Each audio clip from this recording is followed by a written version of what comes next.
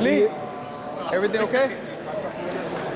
He is the WBA super lightweight champion of the world, Jesse Vargas. This weekend, Sunday here, Saturday if you're back in the United States, taking on Antonio DeMarco, defending your title. How's everything feeling a few days out?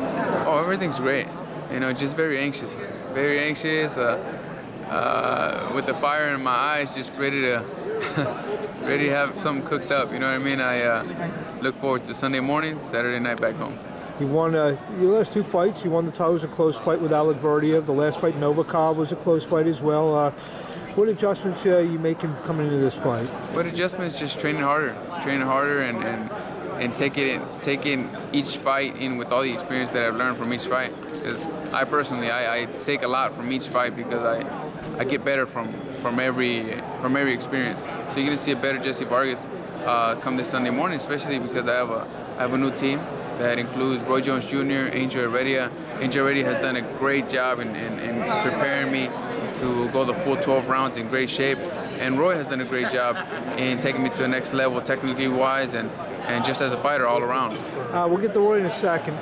You always hear the old adage, hung champion, you get 15, 20, 30, whatever that percentage is better. Is it you feeling that?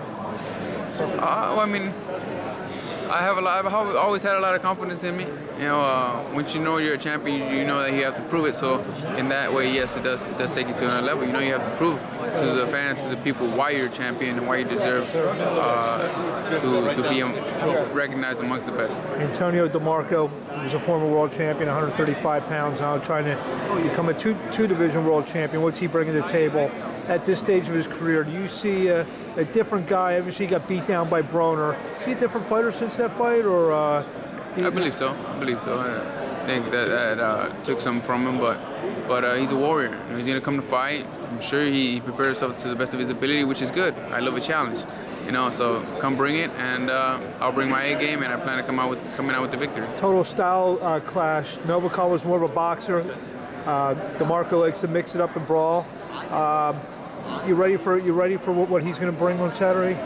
You know what? These two Russians that I fought, they're actually warriors. You know, they came forward, they came to fight, and they came to give a war. You know, they came up short, and it was two undefeated fighters. Now we're going against the tough Antonio DeMarco, which isn't undefeated, which that's going to make a difference. Because it's always harder to break someone that's never been broken before. But you know, I have no doubt that we will break Antonio DeMarco in the middle rounds at the latest, and if he does reach the 9th, 10th round, we're going to show him that I'm in the best shape of my life. You mentioned Roy Jones. How did that relationship materialize? Great. How did you guys get to become trainer and fighter? We sat down together. You know, we got the opportunity to sit down, and he offered to show me a few tricks. I took him up on it, and I asked him to train me. He's training me now.